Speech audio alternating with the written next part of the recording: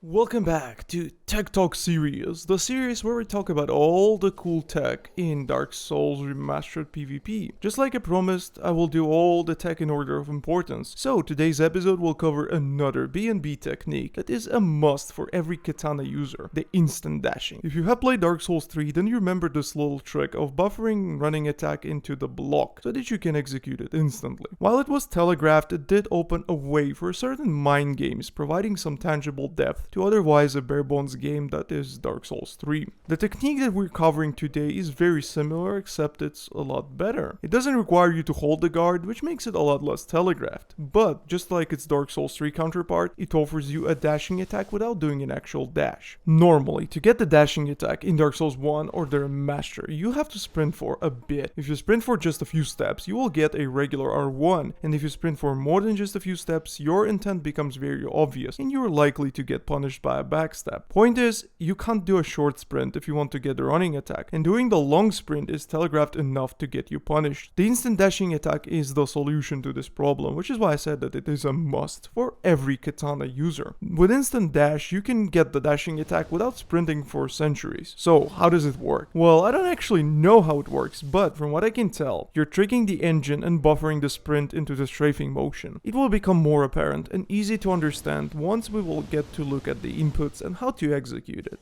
It does require some practice to get the motion down, but once you're good with it, the payout is incredible. So let's get down to the inputs and the execution part. In order to make it work, you have to lock on. So that would be the first step, locking onto your opponent. Next, you'll have to buffer the roll. Press and hold the roll button. My advice would be to hold forward on the stick and then press the roll button, because if you just press and hold the roll button, it will give you the roll. However, if you move forward and then press the roll, it will just let you quietly buffer it. Once you're holding the roll, do a strafe motion. Just tap the stick left or right, direction doesn't matter. Once you start strafing, push the stick forward and press R1. If you do everything correctly, you will get an instant dashing attack without the long ass sprint windup. Super fast, not that hard to execute, and most importantly, it is completely unseeable. There's no visual clue that you're gonna go for it, which isn't the case with the regular dashing attack. You can see me get the dash here off of the very first few steps, and this is how properly executed instant dash looks like. The next big question that you probably have is, what's the best weapon to use it with? Well, obviously, you'd want to use a pokey weapon when you try to chip people down with dashing attacks. Ironically, the best weapon for melting people down with dashing attacks is the best weapon in the game, the Chaos Blade. All katanas have a dashing poke attack that is super good due to its reach and combo potential. And with Chaos Blade being the best katana in the game and well the best weapon in the game, it is perfect for practicing and abusing the instant dash technique. Keep in mind that Chaos Blade does combo off of the dashing attack, so if you land the instant dashing attack and break their poise, be ready to follow it up with the R1 for an actual combo. The other weapon that synergizes really well with instant dashing attacks is Murakumo. Its one-handed dashing attack has an incredible reach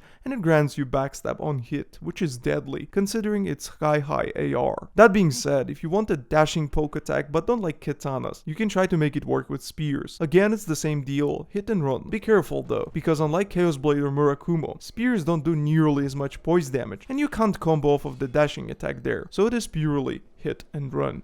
And that's about it for the instant dashing attacks. As usual, if you have any questions, feel free to let me know. I'll do my absolute best to help you. If you enjoy using katanas or spears, or well, you just want to be the meta god, give it some practice and get the motion down. The payout is just astonishing. Thank you for watching, and I'll see you.